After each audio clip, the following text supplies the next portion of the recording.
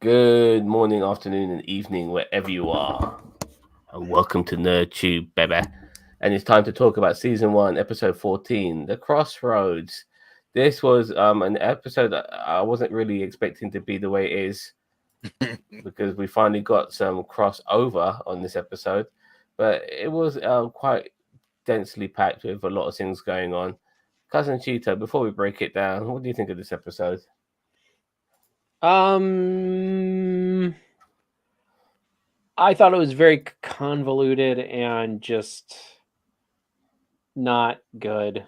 We can get into the details later, but I just the way things progressed and the way things came, like I was just like, oh, the whole thing was cringe for me. So I know I'm the naysayer on Prodigy, but I mean, got my opinions, baby. That's right. Fair enough. Jim? I thought it was great. Yeah, you had a couple of funny times on there, and I mean, when they was on that ice planet, that kind of reminded me of when Voyager crashed that one time and got buried in the ice and all that. But it brought back some memories of Voyager here and there. But I think it's a great episode. Danny Vance, howdy howdy, what's up out there? Back Yeah, to you, Zan. I actually didn't mind this episode, but um there is a trope which I have an issue with. It's called I call it the miscommunication trope. Yeah, yep, right there, nailed it, right on the penis tip. I mean, Like we had several opportunities Penis. for like they like they hide they hide the fucking protostar. They want to come across Starfleet. They find Starfleet and then they don't fucking tell them what the hell's going on. Like yeah, that's the that frustrated me every time they met someone, and then, oh, there's always some reason why they can't just say, "Hey, we need to talk." Yeah. Like, and I get it, they're kids, okay, whatever, but I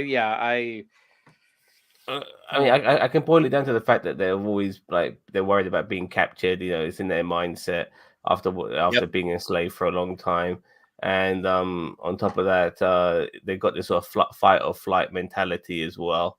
You know, they're almost like feral to a degree. You know, so but yeah, that was one of my major issues with this particular episode. So let's break it down, shall we? So the diviner, he wakes up and he's lost his memories. He knows he has a daughter called Gwyn, but it's hard to tell if he's faking it. Do you guys think he's faking it? I don't. I Uh, really don't. I mean, if they are, I don't know. It's kind of just meh for me. Jim? I don't think he's faking it. If he is faking it, he's doing a hell of a good acting job on it. But the way Well, he's this is acting and all the other people are trying to help him and everything, I don't know. I don't think he is. this is the thing as well because I feel we're coming into a paradox here because you know he's from the future, yeah, Right? and I feel that this encounter he has is what makes him go back in time to a degree from the future because of this encounter. Hmm? You know, it's like a time loop, so to speak. Anyway, well, the protostar is on. They bury it on this. The crew bury it on this icy, snowy planet. It's a Yep. danger to Starfleet, so obviously they can't encounter Starfleet with this ship. And then they end up going to the snowy version of Mos Eisley, where you'll never find a more wretched hive of scum and villainy. I'm not sure if you guys got that vibe when they were Oh, I mentioning did. that point. Oh, I absolutely did. Yeah, I don't know what the name of the actual place is really called, but it will be Snowy. It will be called Snow Isley, as far as I'm concerned. So we bump into a old familiar friend, an old familiar face in Captain O'Connor from Hmm. TNG season 2. Now he's Yep. sporting an eye patch. We kind of never really understand where that was from from between now and then. By the way, Daniel Vance also says this was a step down from last week's episode for sure. Yeah, right. I think so too. Well, maybe actually, I'm not 100% sure. But we also come across another familiar face, Science Officer Barnes Franks. He was the lone person on the space station episode a couple of weeks ago, Hmm. and Also, who beams down to this on this planet is Admiral Janeway and a few members of her team. And this is where we see moments where certain members bump into each other, like Jake and Pog bumping into the medical Tellarite, who tells him, that he's like a pig or something like that. He's Some like sort of he's small. He's like, a short that's little what we pig. call that's what we Yeah. call short, whatever. Like basically being Yeah. a tolerate dick like normal. An opportunity. I know the Tellarites are very, they're very argumentative, but there was an opportunity to tell something there. That opportunity got missed.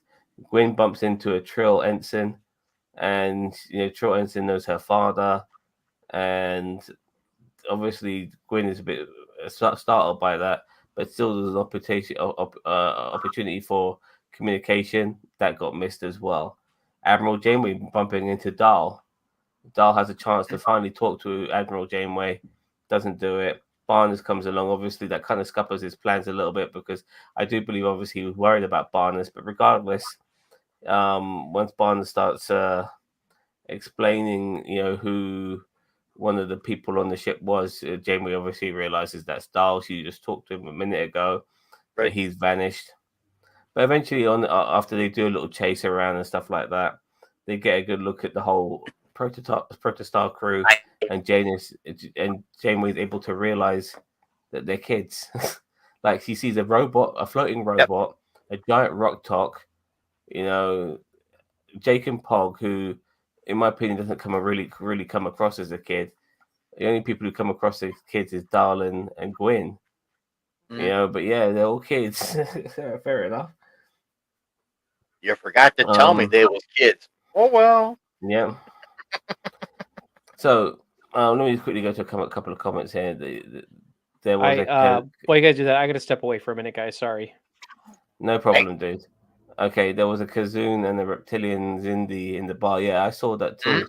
Were the security guards Zindi reptilians? I thought they might have been. Burying the ship reminds me of the Voyager's 100th episode of Timeless, where it opens with two figures in survival gear beaming down and discovering the Voyager buried in ice. Yes. That was Chakotay and and what's it?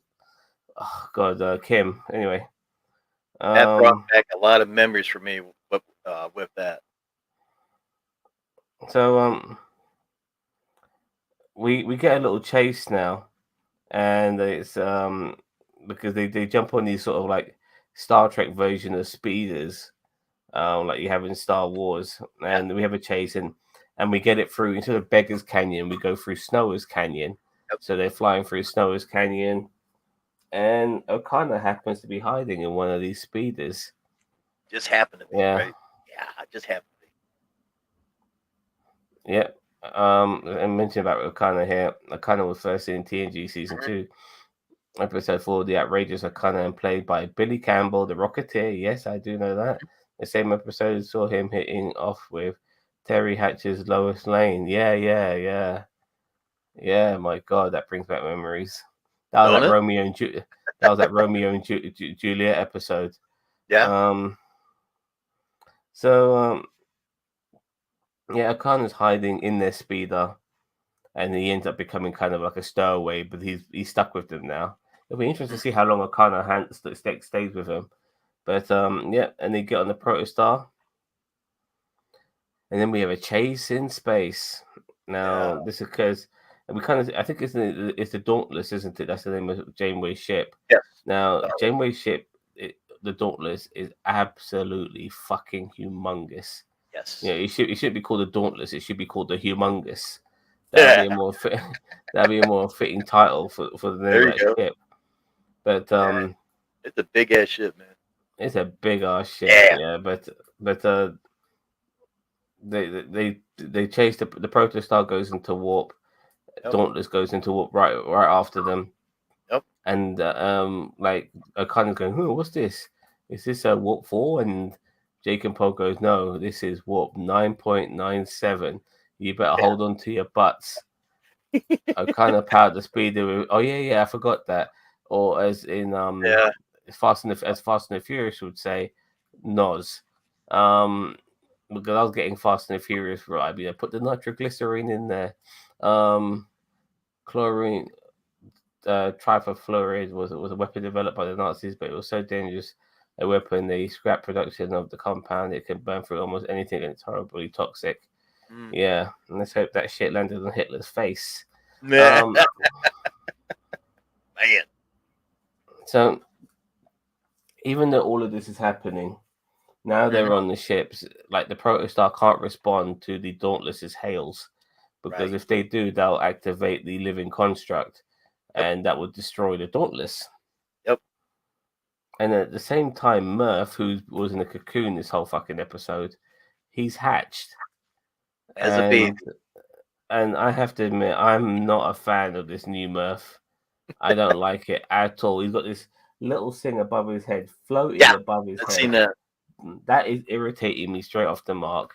He's Really? got hands and I don't know why. I just don't like. I just don't like this. I don't like this thing floating above his head. Is it on his head? Can you take it off his head? You know what I mean? I don't like it. And regardless, find out next week. Regardless, he's got hands and legs. I prefer Murph the Slug. I mean, honestly, I much prefer Murph the Slug, but he's got hands and legs. He's happy to see rok-tahk, who's very motherly to him to a degree, and Murph being very excited, he jumps on the console and fires a fucking torpedo at the fucking Dauntless. Oh no! So, more misunderstanding here. Another 1 second here. Theory. A lot of They misunderstanding. destroy the Protostar weapon in the Romulan star, which later creates the Romulan supernova explosion that destroys Romulus in Picard season 1. What the hell? I don't even remember. I can hardly remember Picard season 1. You know why I hardly remember Picard season 1? Because it's fucking shit. That's why. But I'm trying to. I don't know. Maybe. I mean, it could be. This is all connected, but hopefully it isn't. So anyway, Janeway retaliates. Obviously, the Diviner doesn't want Janeway to destroy the ship in retaliation, but Janeway decides to target the third nacelle and hits that third nacelle, disabling the Protostar. But when they come out of warp, they're basically just so happen to be by the Romulan neutral zone. Dun, dun, dun. And I like the way Jacob Pog, Jacob Pog has said something that I've been too afraid to say for a long time. It's called the neutral zone because it's neutral. Anybody can go in it. I'm thinking to myself, I've been wanting to say something like that for a long time. Why the fuck is this place called the fucking neutral zone? Because it's neutral. Yeah, but it's not. I know. That's why the Romulans was there. They uncloaked and said, "Don't you dare come over here." In the UK, we have this thing called public schools. But public schools are not actually public; they're private, but they're called public schools. Really? I don't know. I don't know why. I don't know why either. You know what I mean? I don't know why. It's so fucking stupid. Like, for instance, our terrible Prime Minister Rishi Sunak, he's what we call a public school boy. But public schools are private schools. Why they're not called private schools, I don't understand. Anyway, they hit the third nacelle. Protostar decides to hide in the neutral zone, and then Janeway says, "To hell with it, I'm going in there too." You know what I mean? I love the way Janeway just says, "Fuck the rules. I'm gonna do what I want to do," and she goes in there. But then before she goes in there proper, she's met by some hostile fucking Romulans with I like the way they make the Romulans look in this. Like their eyebrows are proper frowned, like they're always pissed off. Two Romulan warbirds decloaked and they're ready for battle. Yeah. I always forget about the Romulans being able to cloak their ships. I always associate it with the Klingons, and there was a Klingon in this episode as well, by the way. But regardless, they got a frown. Somehow the Protostar was able to get by these guys. I don't know if the Protostar's got a cloak of their own. It's hard to tell. I can't remember. But regardless, they get through. Janeway gets halted, and that's how the episode ends. And a damn cliffhanger.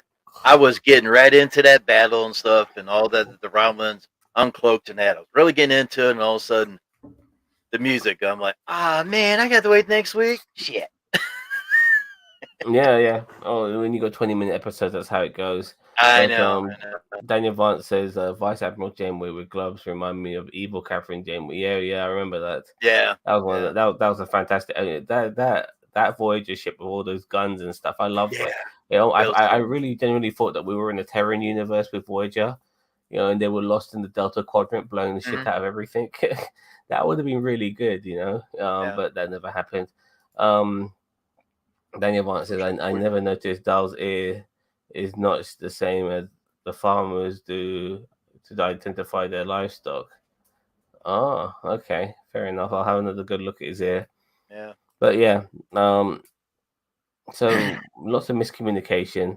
It's a terrible trope, in my opinion, especially when it's done this particular way. Right. We have a chase. Janeway thinks that even though that they're kids, that they have caused a lot of problems. And now they're in the neutral zone, so they're getting closer to familiar territory, because initially they were fucking miles away, but they were going warp 9.97, which is very far as far as I'm concerned. So it was a surprise at the amount of ground they covered. So we'll see what happens next week. I think maybe we'll have some Romulan shenanigans as well. You know, it's going to be interesting where things go. What did you like about this episode, Jim? The humor they had and everything, and the space battles and stuff like that. But I mean, it was pretty neat. The things that they did reminded me of Voyager on the last season when they was trying to get home and everything. I mean, it brought back a lot of Voyager memories for me. Yeah, but I keep thinking about next week's episode about the Romulans. Long as they don't answer to hail, would that ship destroy the Romulan ships too if they answer to hail? I don't know. With that living thing in that ship. It would have been nice if we had maybe one more familiar face in Janeway's crew, like maybe Harry Kim as first officer. But then again, it's a lot easier said than done, because you know, like you're not going to do this show without having the actors available, you know. Right. So if Gareth, but I'm sure Gareth Wang is not working his ass off. So you know, a lot of these Star Trek actors, they end up just doing Star Trek conventions for the rest of their fucking career. But it's hard for them to find work with. You know, really, honestly, like, how many of these actors after Star Trek really get a lot of work done? I'm trying to think. You know, probably Patrick Stewart. Yeah. Probably Patrick Stewart is the only, and William Shatner did a lot of work after he did. But Patrick Stewart, he has done so fucking much after Star Trek. But I look at the rest of that crew. What's the name of Deanna Torres? Deanna Troy, sorry. The actress, I forgot her name. She's done a fair bit of stuff. Deanna Troy. Yeah, the actress. I can't think of it either. Daniel Vance, help us out. Yeah. Actually, Kate Mulgrew's done a few things. She's been Orange is the New Black. Yeah. So Janeway catching up to the Protostar was seen by USS Vengeance Into Darkness. Yes. Yep. I almost forgot about that, Daniel. I like that. But you know, like a lot of these actors, they don't do much after Star Trek. You don't really see them in much, which is very sad when you think about it. But you know, because you think they're decent actors, they've made a name for themselves. You would think you'd see them in other stuff, but no. Like, you know, nearly all of them, nearly everyone in Star Trek from the original series. You know, right up to I won't say Discovery, but they're still doing Discovery and all of that. But right up to Enterprise, like Scott Bakula. What, I mean, I know I think he's done the CSI New Orleans or something like that. But the rest of that crew, what the fuck have they done? You know, Robert Picardo, like he's a really good fucking actor. Never in my life has a fucking holographic doctor had more fucking to do in more episodes than Robert Picardo has. Yeah. Actually, the actress who played Belana Torres, she became a director. I know Jonathan Frakes has become a director as well. Right. Yeah. So, yeah. I guess you're right. Daniel. Yeah. So, but yeah, for me, the one who's done the most is Patrick Stewart. That guy has been in so much shit. You know, he's not just Captain Picard. He is Professor fucking X. You know what I mean? He really is. So he's got two massive fucking characters. Now one of them he created, but he made into a massive character. One of them he had to slip into the shoes of because that person had already been created. It was up to him to fill that role in live action, which is Professor X. But he did it. He was like a fucking duck to water with that role. I mean, I can't think of it. You know, even though James McAvoy's taken over, he's no fucking Patrick Stewart. You know what I mean? So, yeah, that's Sir Patrick Stewart to you. Yeah. If it was Ben Kingsley, it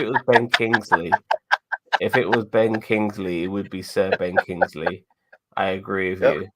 Yeah, because he likes to be referred to as Sir Ben Kingsley, but Patrick Stewart, he's not that anal, unfortunately. So yeah, I remember he was Pete Buttigieg, the politician. He was hosting, I think, Jimmy Fallon's show. He was filling in for Jimmy Fallon, and Patrick Stewart, and like Jimmy and Pete Buttigieg. Even though he's a politician, he was a big Star Trek fan, Right? And he was very excited to get Patrick Stewart on, and Pete Buttigieg. He's a capitalist because in America the Democrats and Republicans are pretty capitalist. There's not many. They're not very different in that particular sense. But Patrick Stewart said, to Pete Buttigieg that I'm a fucking socialist, and that made me laugh so fucking much. Yeah. It really did. It really did. So, damn, Cheeto, you gotta just beam on in. Sorry, dealing with kid issues. So. Nah, fair enough, dude. Fair enough. So we'll just basically talk about some of the things in this episode that we liked. What did you love about this episode, Cheetah? What did I love about this episode? That the two Tellarites met. Yeah, that was funny. That they actually had the great idea of hiding the protostar and then getting to the Federation and explaining to them what was going on, except for the fact that when that plan came to them, they fucking blew it big time. Like, and it wasn't even, it didn't even make any sense. What do you think of Murph 2.0? That's really it about this episode. This episode shouldn't have been called Crossroads. It should have been called, well, this doesn't make any sense. I understand one miscommunication, but when everybody's meeting different people and there's all miscommunications all around, that's where I have the issue at. Murph 2.0. It ugly as hell. I'm not a fan. I'm not a fan of this new Murph. I want him to fucking regress immediately back into a slug again. You know what I mean? That's how I liked him. He was a fucking slug. Yeah. You know what I mean? I don't mind progression, but he looks like neither of you will get this reference, but in Final Fantasy VIII, there was this thing called Pew or Pewroo or something like that, and look exactly like that. And if Mage was here, he would know exactly what I'm talking about. Well, all I can say is that he looks like a fucking Pokemon. You know what I mean? Like, you feel like getting the Pokemon ball, like, throw him out there. Murph, you know what I mean? Oh, God, he looks absolutely like that little thing. I don't like the way that little blob is floating above his head. I don't know, that irks me. It says Trill. Okay, fair enough. Maybe a Trill can understand him. So, yeah. But if a Trill can understand him, then we could because of the Universal Translator. Right. I mean, so, but you also got to understand when they met the Federation officers and everything on the planet.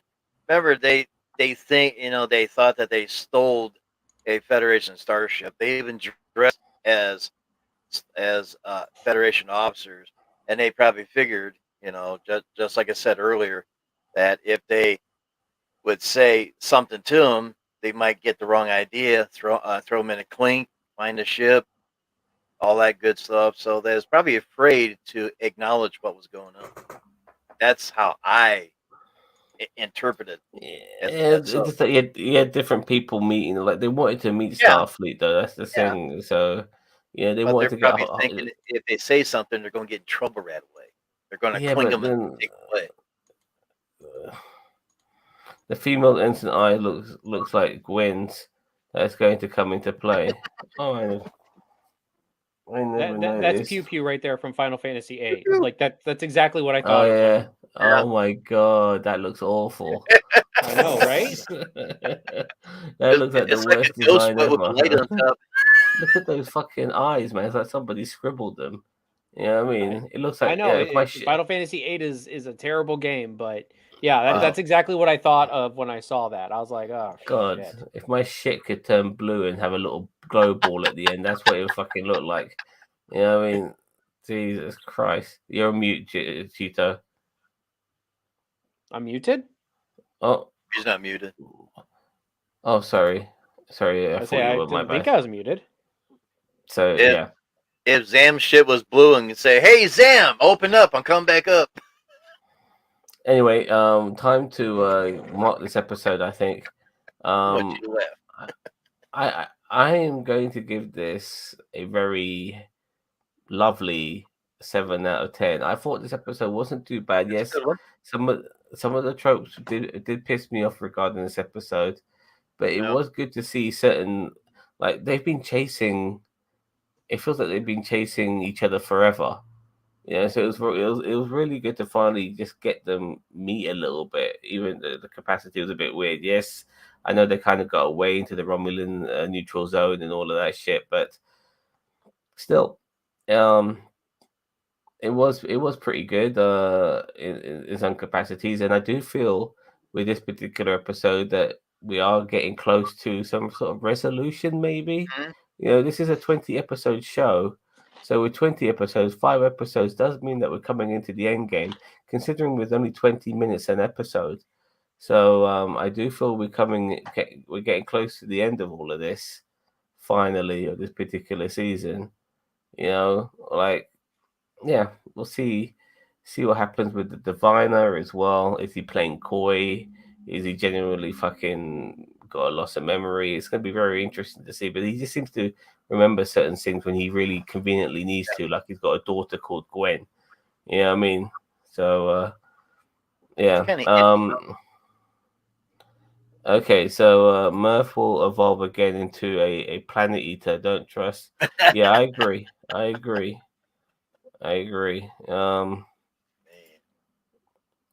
have to give this a 6. It wasn't anything special, but evolved the storyline and brought 2 big pieces together. By the way, where did Murph come from? Was he working on that? Was he working on the slave planet? I forget how they found the little fuck. Like how's he supposed to dig rocks and shit? He had no fucking hands. You know what I mean? And is he still like what? Look, they've already like fed him a nuclear missile earlier on in this season. Why didn't they? Yeah, honestly, don't remember how they found him. Truth be told, I'm like, why didn't they just get Murph to eat the fucking living construct?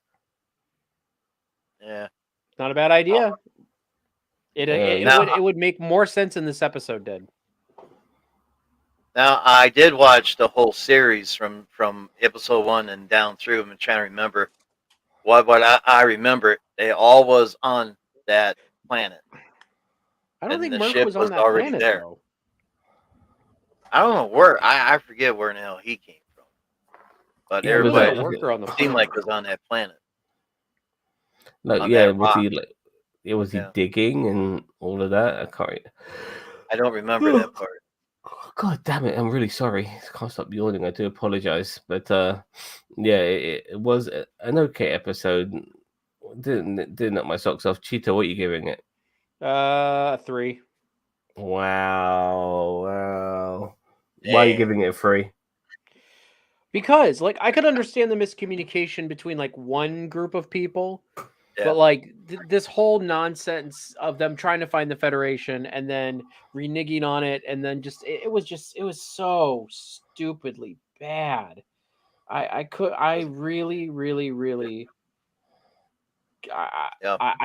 I did not like it. I thought that a lot of that frustrated me. I didn't mind them meeting Janeway's people. I thought it was about time.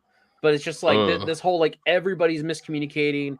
You know, Gwen's like, "Oh no, they got my dad," but you know, like, and I could even understand if it was like they weren't in Starfleet uniforms, but they were. They knew they were Starfleet and they were running. And it just made no sense for no one, even Zero, to sit there, or rok-tahk to sit there and say, "Hey, we need to talk before anything else happens. Like, we need to talk, and we're just going to talk, and we're not going anywhere. We're going to sit here, and we have to talk about something." And it just feels like I can understand, as I said, like Jenkum Pog and the Tellarite, that being, annoying or whatever. Gwen's little PTSD thing she had going on with her dad. No, I didn't. I thought that was stupid. 3. It just they just wanted Janeway to get her mean face on in this episode, and that's all. That's all they want. They just kept putting mean faces on her. I don't know. Now, I'm gonna quick spoiler for Wakanda Forever, by the way. Hope you don't mind that, Jim. Do you? Jim? Go ahead. Okay. It's a bit like when oh god. And by the way, Daniel, quick spoiler. Come back in 1 minute, Daniel Vance. All right, but quick spoiler for Wakanda Forever.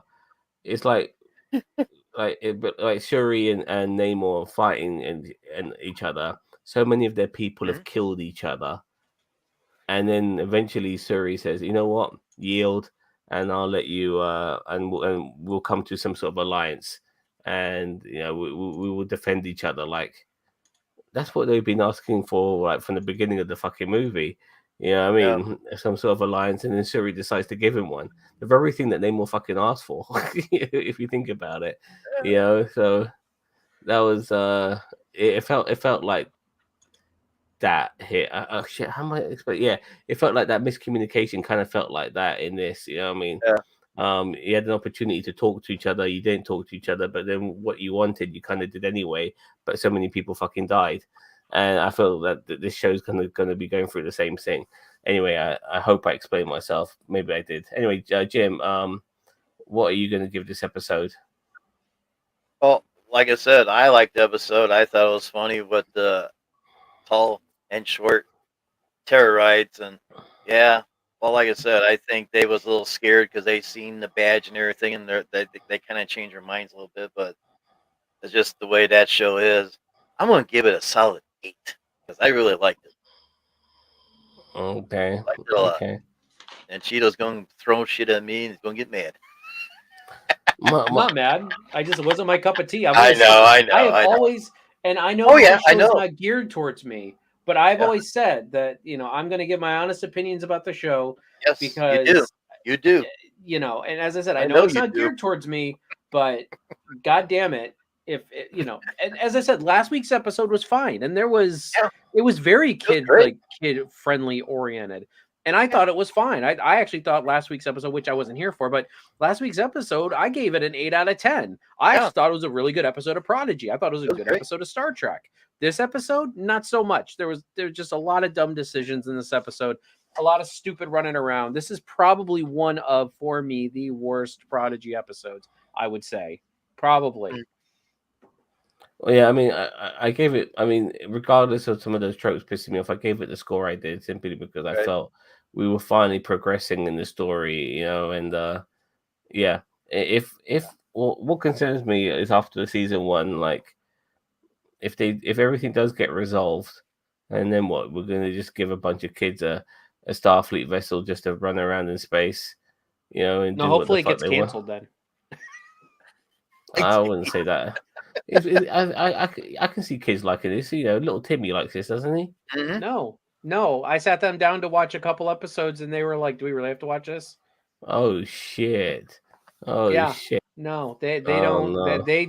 They do not like this show at all, and they Wow. just don't like I don't know Listen, if it's the look, fact that it's Star Trek or if it's the fact that they just think it's stupid.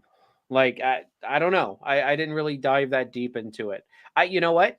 If I can ever get them to watch it again, I will bring them on here and I will have them explain why they don't like There the you show, so we can go. get a kid's perspective. I'd love to see that. fair enough. Yeah, Fair I'd love to enough. see Fair that. enough. Yep. Bring them on, man. Okay, so ladies and gentlemen, we have basically given what we have regarding Star Trek Prodigy episode Yep. 14, Crossroads. Let us know what you think with a comment below. Now, please don't forget to join us tomorrow as we get into the old DC universe, talking about Titans season 4, episode 4.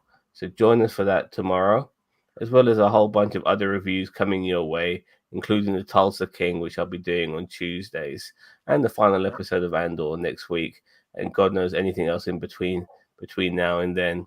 So don't forget to like, share, subscribe to NerdTube, the greatest YouTube channel.